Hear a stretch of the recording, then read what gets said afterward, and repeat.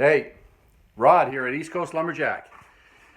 And this week I want to, we're going to talk about grinding an axe, putting an edge on something, okay? We've done hanging axes, we've done selecting wood, we've done making handles, I've done all that stuff. And of course, once you get the axe head on the handle, now you want a tool that you can actually use. So to do that, we have to sharpen it. And there's lots of different ways you can sharpen an axe. So what I'm going to show you today is the system that I use. I started this years ago looking at, I think I started with a visit to Jamie Coger down in West Virginia, and he was using a 1-inch belt sander, so that's what I went to. So it's a pretty slick way to put an edge on an axe pretty quickly. So this here is our axe. Okay, so this is a China axe that's sold by Two Italia Axes and Saws in Masterton, New Zealand. It's about a $100 axe by the time you get it shipped. And they're not a bad little axe for practicing and stuff like that. But of course, as you can see, this one here's had a couple of bangs and nicks in it. So I'm going to sit you down here and I'm going to show you what I do to sharpen an axe. So now there's a few different tools that I use. If I was going to do put a really good edge on this axe, what I would do is I would use my jig. So this is an axe filing jig. It goes in your vise, tightens down here, and then of course your axe sits here on the jig, your competition axe. So let me just show you quickly. I'm not going to use this today because I'm going to show you something different, but I'll just show you this here just in case guys are interested. There's a lot of, maybe this won't even work now that I got my new vise in here. Maybe it might work. Yeah, I think it will. Okay, because it holds in the vise. There we go. Right. Okay, I was at Princess. Confession time. I was at Princess Auto. I found another one of these nice vices, so I bought it.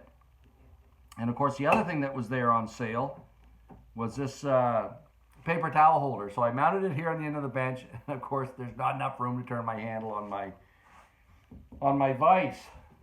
But I want to do this just quickly to show you how this works. Your axe sits in it like this. Okay, so this is how your axe sits in this.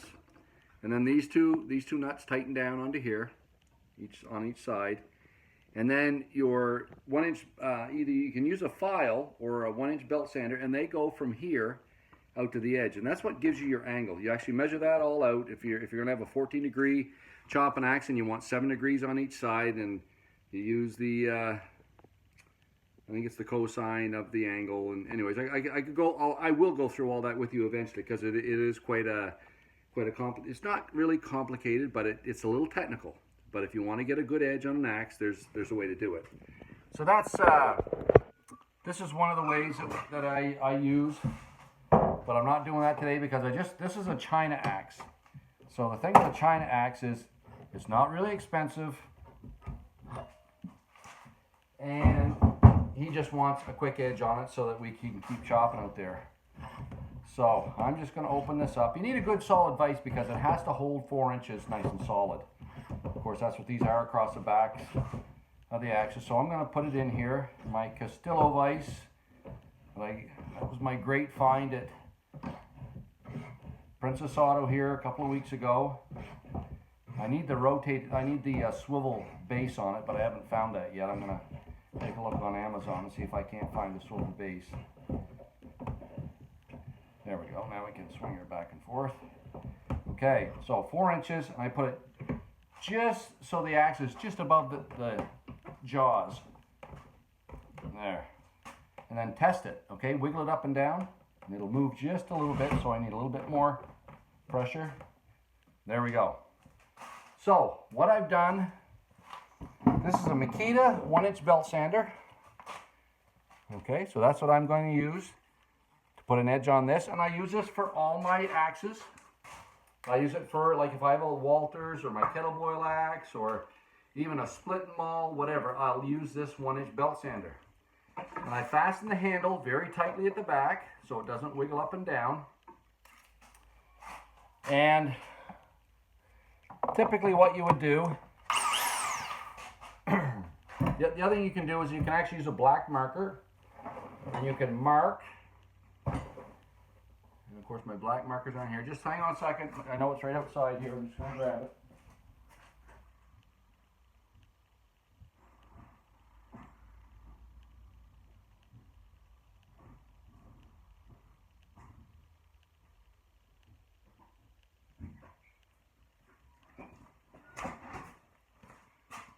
Okay, that's why I lied. It's not right out there. But basically all you want to do is take a black marker, and you can put a black mark along, just color the edge of your axe with a black marker. And it will show you where this is cutting. Now, to the trained eye, you can usually always tell where your belt sander is actually cutting on the blade. So what I'm going to do, I'm going to hold it. There's a metal sleeve that goes underneath my sandpaper, and I'm going to hold it so that that's where most of the heat is going to be dissipated from, right there. And it's a nice flat surface. So I'm going to hold that so that I make about 2 to 3 millimeter bevel across the edge of the axe.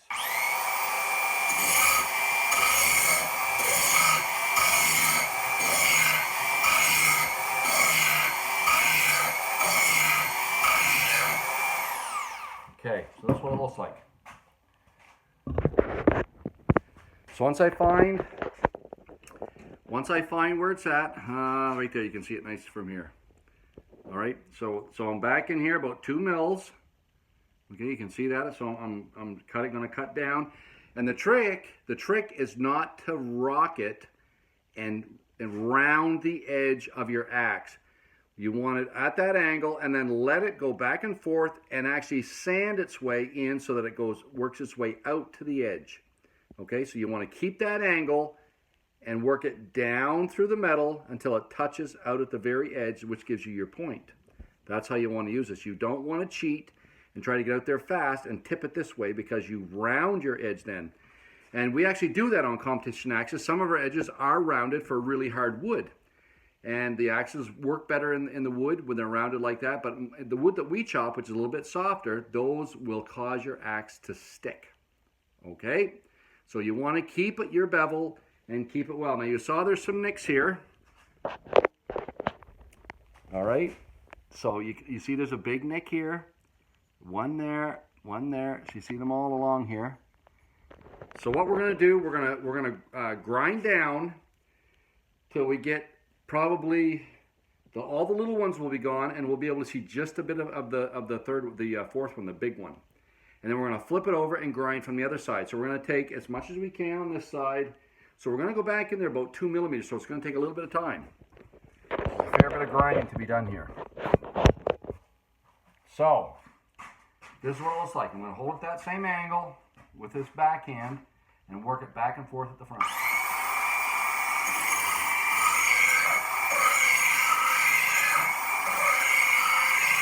And you want to keep the pivot halfway across the back, 2 inches, and in about a centimeter. That's where you want your pivot point right here to be. That's your pivot point.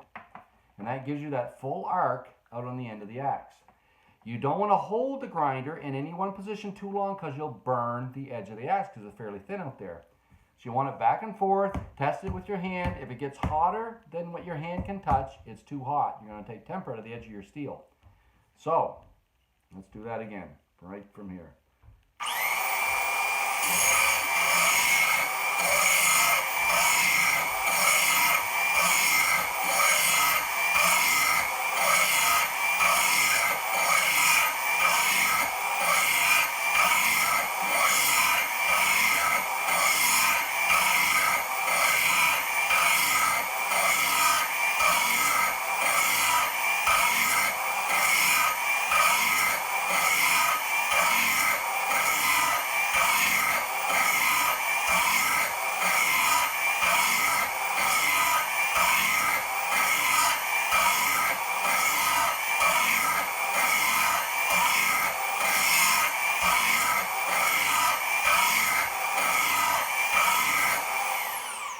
Okay, so that was what, maybe a minute? with a grinder. And if you look here again, you can see that the only thing left is this one here. All the other chips are gone. You can see they're gone. This one was here. Okay, one was right there and it's gone. One was right here and it's gone. One was right here and it's gone. So the only one left is this. You can see that we've got the edge out here is rolling over. Okay, it's a little bit frayed out there. And that's what you're going to get the whole way along there, which is good. That's your wire edge. So that was about a minute, and we've taken almost all of it out, but there's a little bit to go on that biggest chip. So we're going to go back and finish that up.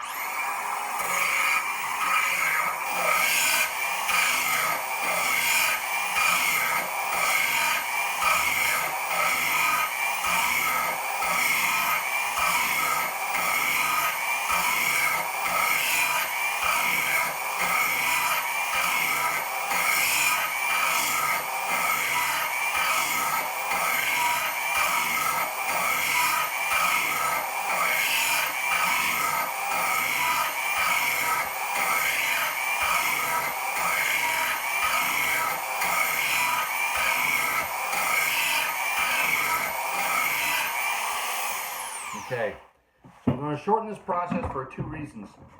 Number one, that's a big chip out of that axe, and I don't want to use a whole lot of that edge. Like, I don't want to take it all out entirely, because you've basically taken your axe back 2 millimeters right off the bat, so it takes a lot of life out of your axe. And it's not really critical that whole surface is nice and clean.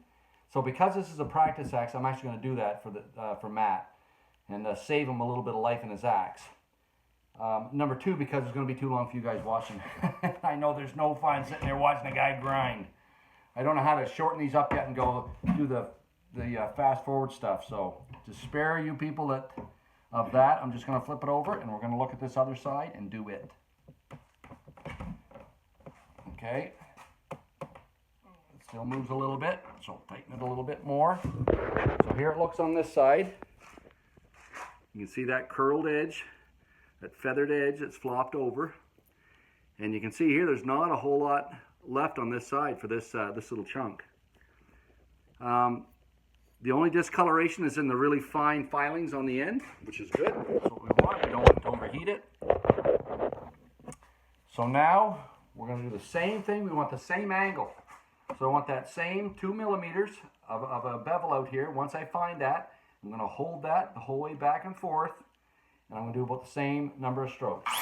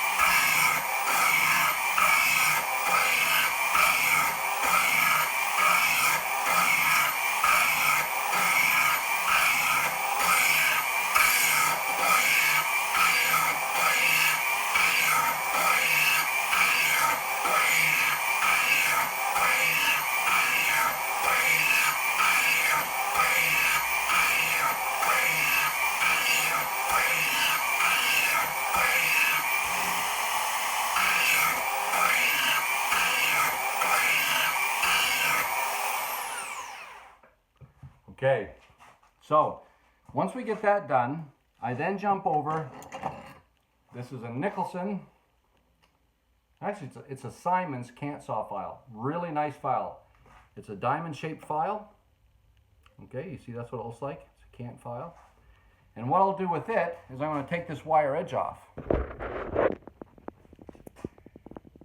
This wire edge that's on the axe. So now I'm just going to use this cant file, and I'm going to go along this way and take it off from the bottom, and then use a cant file and take it off from the top. So I'm going to work that back and forth just a little bit to finish this axe up. So all we're doing now, we're actually putting another bevel, just a really small micro bevel, on the very edge to take that wire edge off of his axe. All right.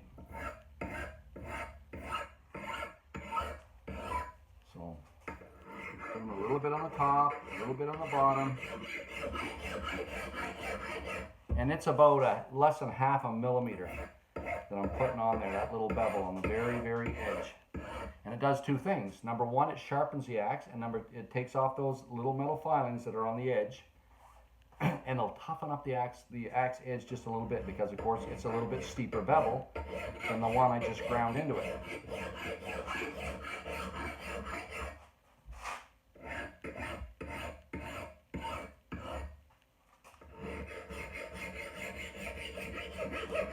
Now, typically what I would do is then go to my stones. I have a number of different stones. I've got a Norton is what I find, my big Norton stone. It's about 6 or 8 inches long, and it's got a coarse side and a fine side, and it's red. I really like that Norton for doing the coarse work, and then I have Arkansas stones and ceramic stones for doing the final edges. So I'll test that with my fingers, because your fingers will tell you a lot about an edge, and that tells me that it's pretty darn good. Okay, so there. And actually, taking it back like that was actually all we needed to do to get that entire edge. So here it is now. Okay, so you look the whole way along it. We even got that piece at the bottom. It didn't take very long to pull that out. That was a 2 centimeter dig in it. Okay, and I know everybody's going to want to say, grab a piece of paper, Rod, show them it's sharp. So, there you go. All right. So it's, even though it's just a practice axe, it's plenty sharp for cutting. Okay, so that's pretty quick and dirty, using a 1-inch belt sander, how to put an edge on an axe. And the only other thing that you'll do is sometimes when you're doing that back and again, because I know a lot of you guys probably don't have the years in doing this that I do, because I've done it for a long time, I know pretty much how to hold that when I'm running it back and forth. But you can look down on you can see where your machine is cutting, and it will tell you whether you're changing your angle a little bit. So if you keep your eye on that, hold your hand steady, go back and forth, you'll get a good edge. So that's a fast way. I'll also show you using a file, and I'll also show you the big competition axes eventually. So that's East Coast Lumberjack, quick and dirty on how to sharpen an axe using a 1-inch belt sander. Next time back, if you haven't subscribed to my channel yet, please subscribe, and you'll get tidbits like this every week. So see you again. East Coast Lumberjack signing off.